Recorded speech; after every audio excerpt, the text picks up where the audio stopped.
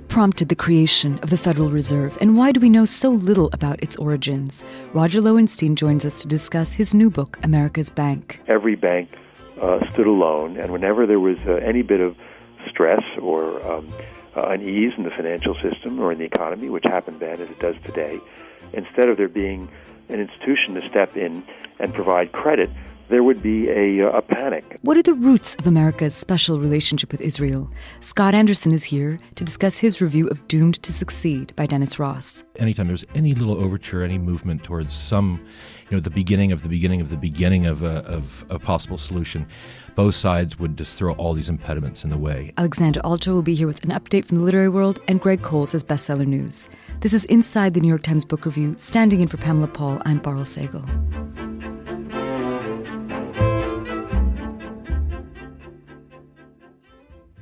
We're joined now by Roger Lowenstein, author of America's Bank, an important new book on the Federal Reserve, reviewed on this week's cover by former Treasury Secretary Richard Rubin, who calls the book, quote, required reading. Hi, Roger. Good morning. So the review makes the point, quite persuasively, I think, that, most of us have at least passing knowledge of the intellectual debates that gave rise to the Constitution. But when it comes to the circumstances that led to the creation of the Federal Reserve, we're clueless.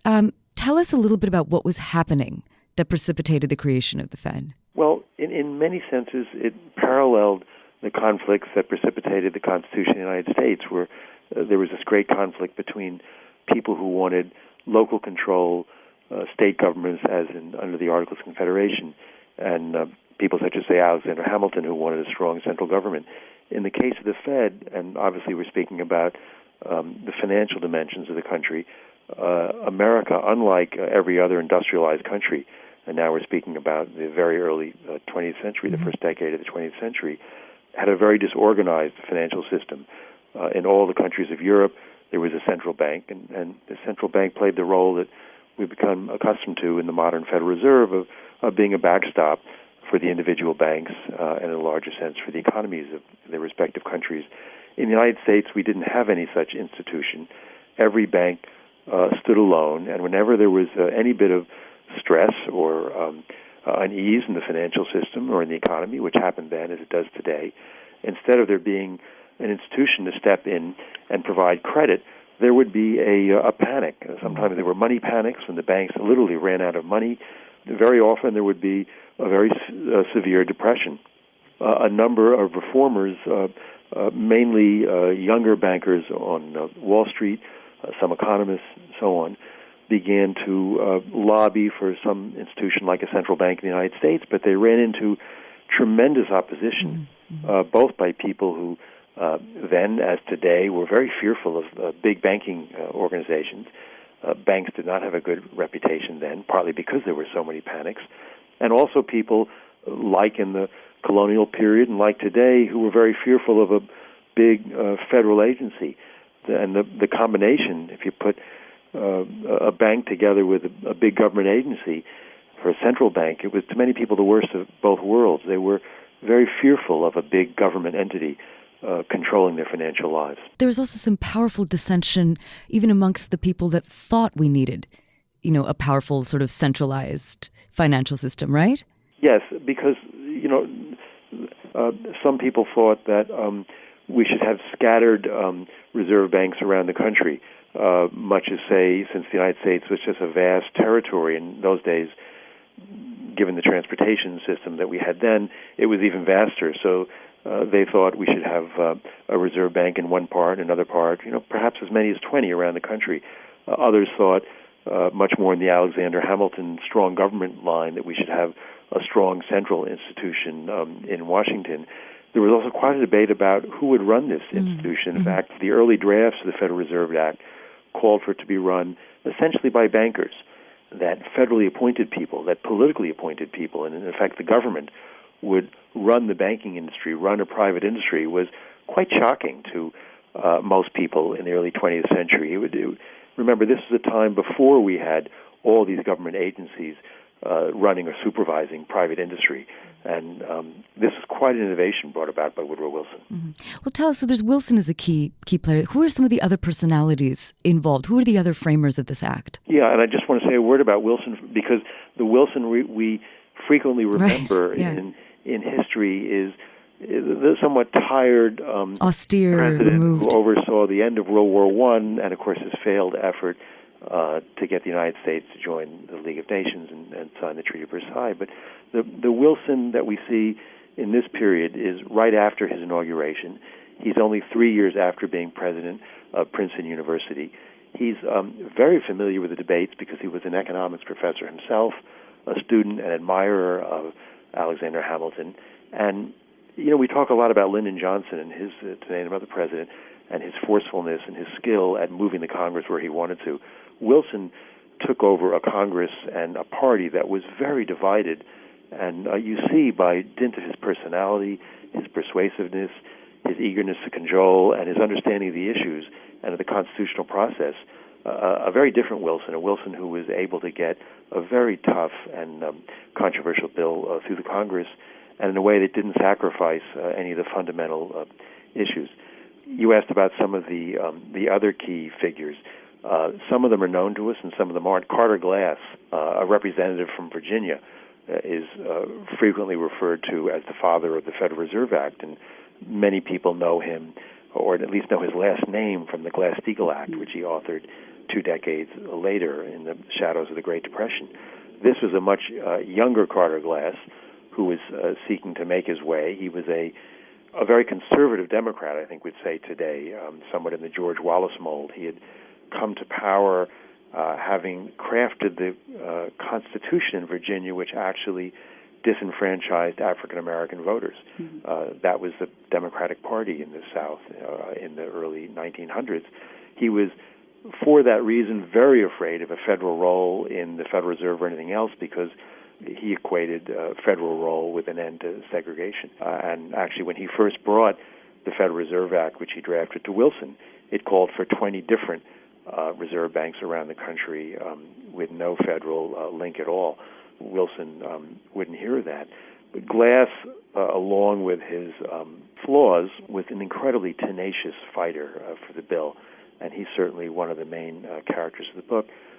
Paul Warburg is probably the hero of the story. Who's pretty little known, I would think, right? To people. Warburg is, some people may know the firm Warburg Pincus today, and he's an antecedent to that firm.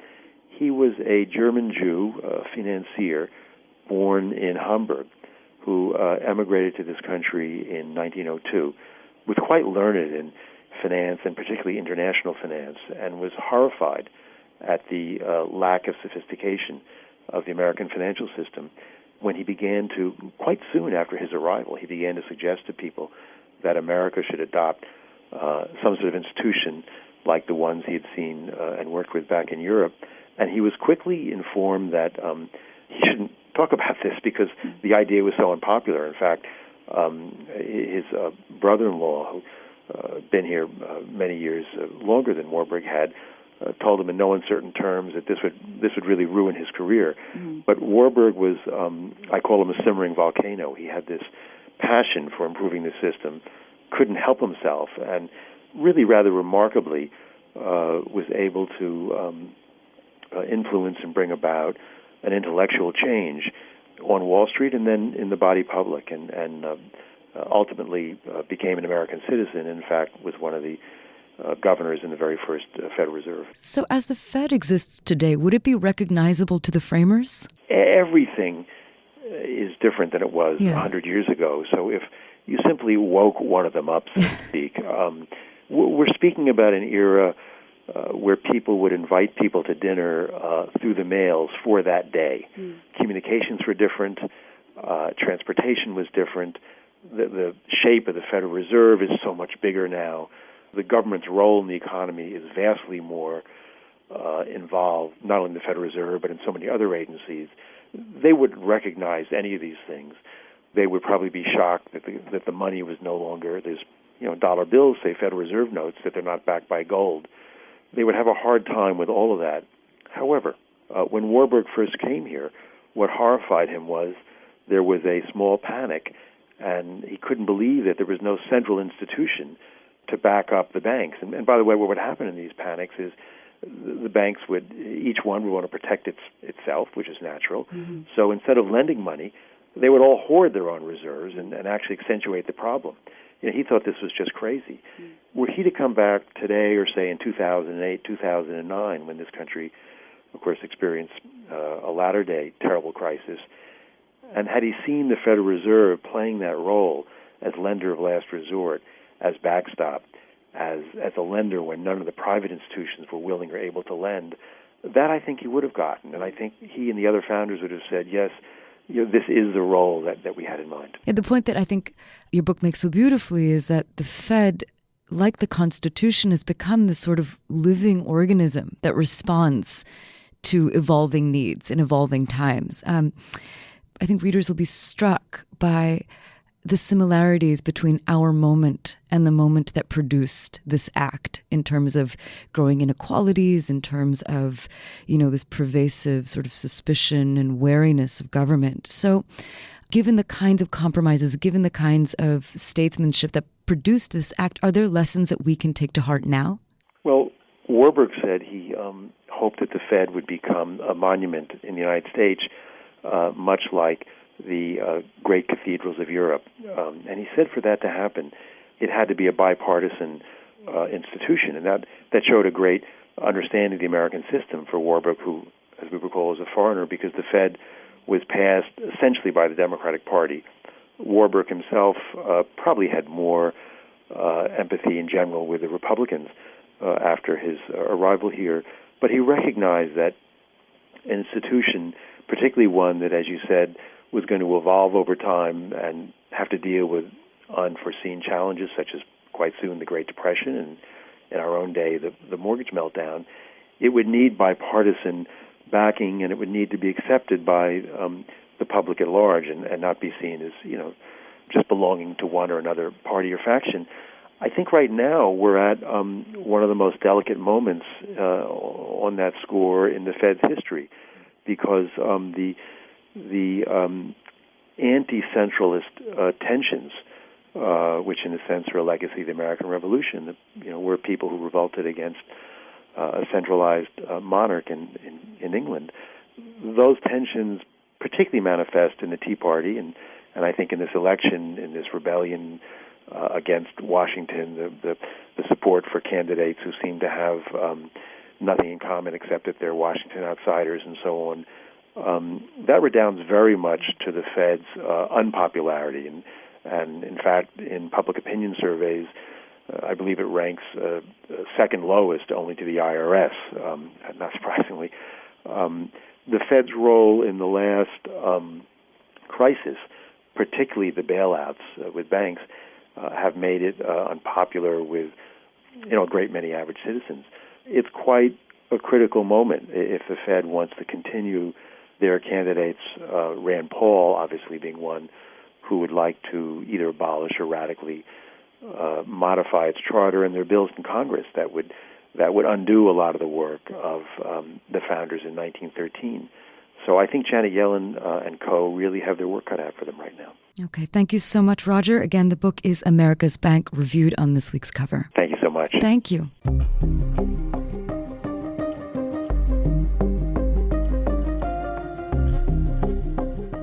So we're joined now by Alexandra Alter with Publishing News. Hey, Alexandra. Hey, Carl. What's going on? So appropriately for a podcast about books, I'm here to talk about books that are based on podcasts. This is apparently a new thing.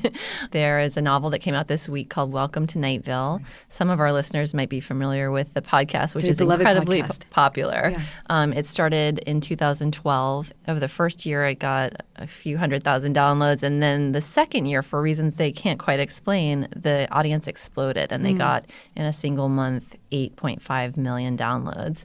So this is a fictional podcast, which is unusual in the world of podcasts. It's sort of set in a creepy desert town where every conspiracy theory is real. But when you're listening to it, it sounds like a regular community news program. There'll be PTA meeting announcements and various community news. The mayor will say something, the community council will say something, and then something very creepy or odd will happen, like a hooded figure will show up in the dog park. People are told never to go to the dog park because you'll get killed. Is it campy? Like, if you haven't listened to the show before, what's the feel? The feel is, well, it was described to me very well by the narrator, Cecil Baldwin, who's an actor and has this deep radio voice. That basically it's like David Lynch meets NPR. So that's kind of the vibe. And actually, I think we might have an excerpt of the audiobook, which is also narrated by Cecil Baldwin. So fans will appreciate that. The only pawn shop in the town of Night Vale is run by the very young Jackie Fierro. It has no name, but if you need it, you will know where it is. This knowledge will come suddenly, often while you are in the shower.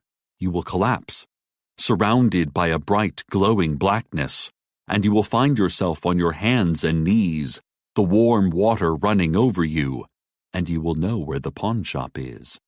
You will smell must and soap, and feel a stab of panic about how alone you are. It will be like most showers you've taken. You wouldn't think it would translate so well to the page. It's so much of it is in the performance, but it really does. So this novel that came out this week is set in the same town, and it was written by the co-creators of the podcast, Jeffrey Craner and Joseph Fink. Mm-hmm. So they created this whole longer narrative that has a lot of inside jokes and Easter eggs for fans, but stands on its own. And their publisher, Harper Perennial, has acquired 3 more books from them, including a second novel and 2 books of the scripts of the show that will be illustrated. So I thought this was interesting just because we've seen so many YouTube to book phenomenon. We've seen Twitter to book. We've seen Tumblr to book. Yeah. Blog to book is like old hat. Yeah. But podcast to book is kind of new, and it makes a lot of sense. It does, because it's still like an intimate thing, right? When you listen to a podcast, it's somehow yours. You know, it's in your ears. And when you read, it's sort of an intimate experience. Yes, the fans are very connected to the narrators or the hosts. A lot of these interview shows are also getting their own books, like Mark Maron, who's a really popular comedian. He even interviewed President Obama earlier this year. He has a book coming out based on those interviews. Yeah. There's a Serial book coming out.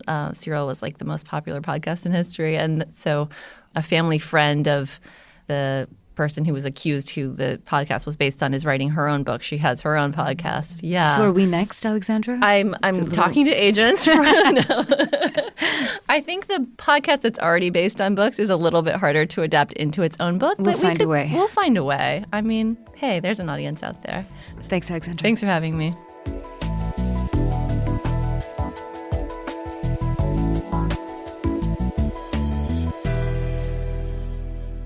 So we're joined now by Scott Anderson, the author of the best-selling Lawrence in Arabia, who in this week's issue reviews Doomed to Success, the U.S.-Israel Relationship from Truman to Obama by Dennis Ross. Welcome, Scott. Thank you, Pearl.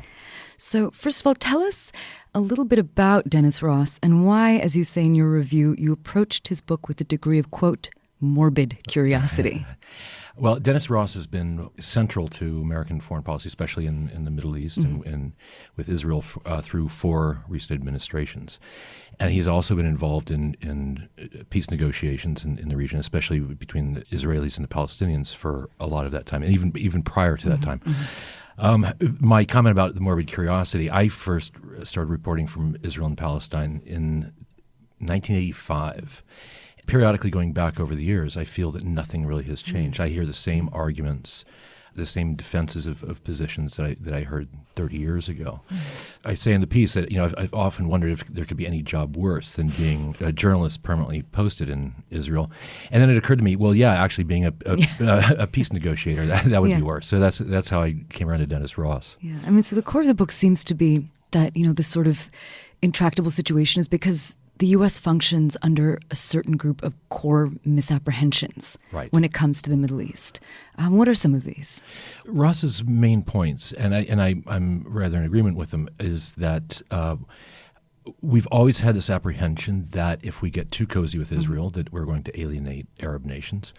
As a result, there's always been this tug of war between people you worry about repercussions in the Arab world if we're too close to Israel. And Ross's point, which I agree to a point, is that those fears of repercussions have never really been borne out.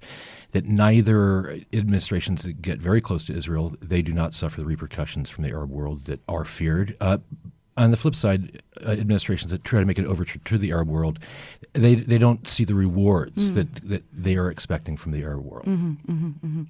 But you also do point out in your review that some of these misapprehensions can seem so just bafflingly obvious. Right. For example, that Arab nations are more concerned with parochial local issues than with the fate of Palestine. So why haven't these misapprehensions, which, as you say, have been circulating for so long, ever been challenged or corrected? Right. My feeling is that this all really rather self-evident. Yeah. But it doesn't take away from what I feel is the core issue. When you're talking about an American administration, at least going back in my lifetime, that is very close to Israel or not as close, it's still within a very narrow bandwidth. And so I think it's a bit untested what the reaction would be in the Arab world if any American administration was seen to have a truly even-handed policy. I've spent time in the Middle East for the past 30 years, and I've yet to meet any Arab or Muslim, left, right, progressive, fundamentalist, who's ever said that they thought the United States had an even-handed policy towards the Arab-Palestinian issue. The United States has always been seen as very close to Israel. With certain administrations, the Carter administration specifically, but also the first Bush administration, less so, but still within a rather narrow bandwidth. Yeah, but we didn't start out so cozy, did we? No. So what brought us closer together? I think that a lot of it happened with the Cold War, the division of virtually every region in the world into either the American camp or the Soviet camp or the independents. I think it really accelerated after the '67 war, when Israel showed itself to be the most powerful military force in the region. A lot of the closeness started as part of the larger Cold War issues. Now, are there clear heroes and villains that emerge in Ross's account? He clearly has a very low opinion of Yasser Arafat. He feels that Arafat was, as do many people, that Arafat walked away from the best deal the Palestinians had ever been offered under the Clinton administration. He also has a very low opinion of Yitzhak Shamir, the Israeli prime minister. He's clearly very close to the first President Bush, and I think that Bush clearly had a lot of problems with Shamir, and I think Ross, as a result, did also. As far as a hero, I mean, certainly the most colorful personality that comes across in the book is James Baker, Bush's Secretary of State. It was rather refreshing that at times, several times, Baker would just lose. He'd just blow up. He would just lose patience with all the nitpicking and haggling that both sides constantly did. Anytime there was any little overture, any movement towards some, the beginning of a possible solution, both sides would just throw all these impediments in the way. And Baker, I make the comment, had the good sense to periodically lose his patience over it all. So, I have to ask, because, this isn't a history necessarily of peace efforts, as you point out in your review. It's a history of diplomatic wrangling. So who is the audience for this book? It's a very detailed and rather slow-going book. I think that for people who really want to know the history of the evolution of American policy towards Israel, I think they would find it interesting. It's a very deliberative book. I don't know how much of a light it casts on a way forward. In his conclusion, he makes the comment that one thing that the Israeli government could do to build confidence that it truly wants a peaceful settlement with the Palestinians is to limit new developments in the settlements on the West Bank to those settlements that Israel thinks are going to be part of Israel in an eventual peace settlement. That, to me, that strikes me as a rather slender reed to pin one's hopes on. It's indicative of just how frozen the whole process has become in the region. If that is the overture that's going to lead to something, I mean, maybe he's an incurable optimist, because I don't really see that. I don't see the Palestinians going in the streets and saying, hey, Israel really does want a settlement here. So President Obama and Prime Minister Netanyahu are due to meet on November 9th. And I was wondering what we can expect. Are these talks doomed to succeed, or? I think they're doomed. I don't know if they're doomed to succeed.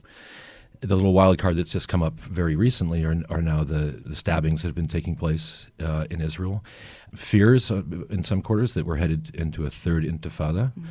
I think that the Netanyahu government in particular, but recent Israeli governments in general, are quite sanguine about the status quo. They now have a wall separating the Palestinian population from the Israeli one.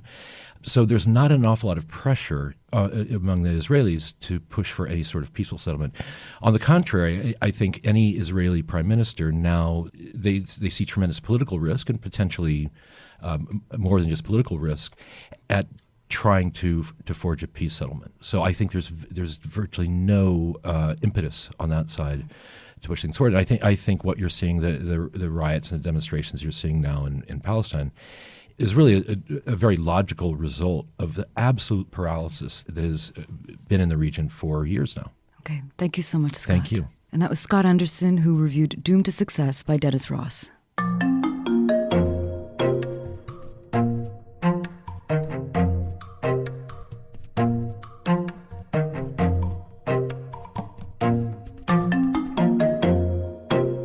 We're joined now by Greg Coles with Bestsellers. Hey, Greg. Hi, Parl. What's going on?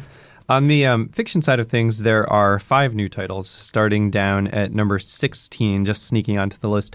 David Weber continues his Safehold science fiction series. That's the one set in the distant future, in the 31st century or something, with a book called Hell's Foundation's Quiver. It's kind of a science fiction fantasy series. Merlin makes an appearance.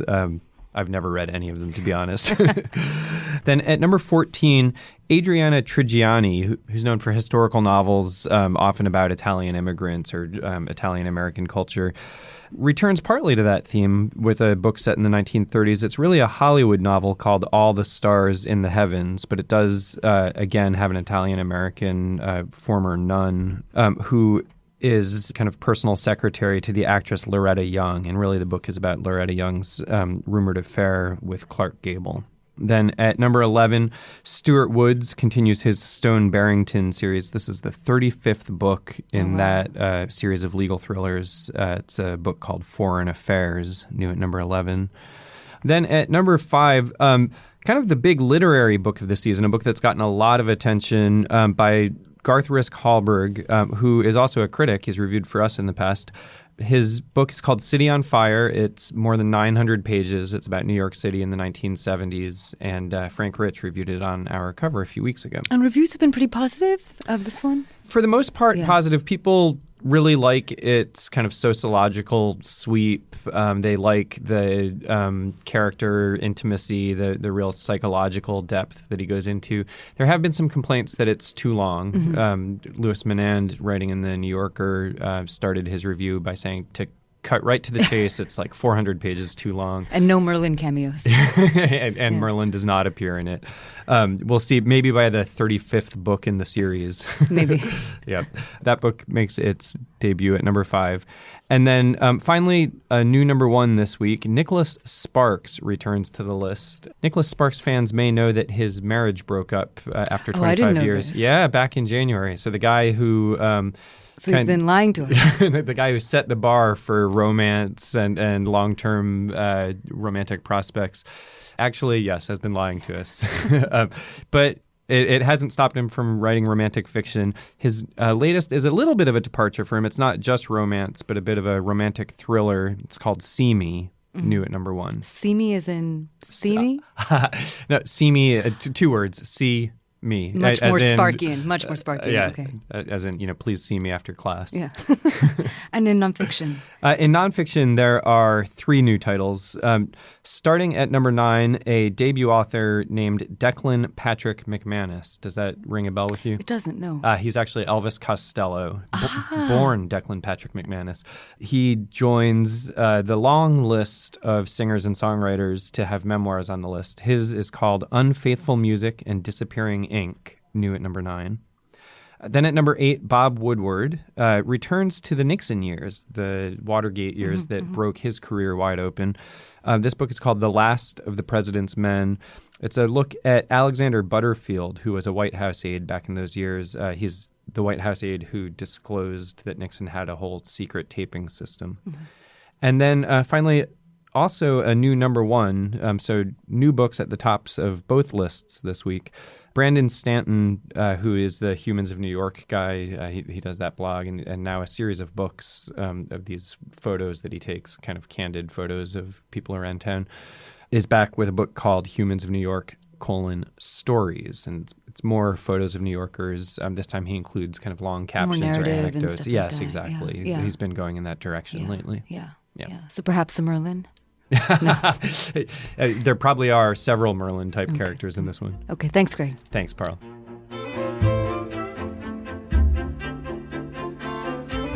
Thanks for listening. For more information, go to nytimes.com/books. For the New York Times, I'm Parl Sagal. See you next week.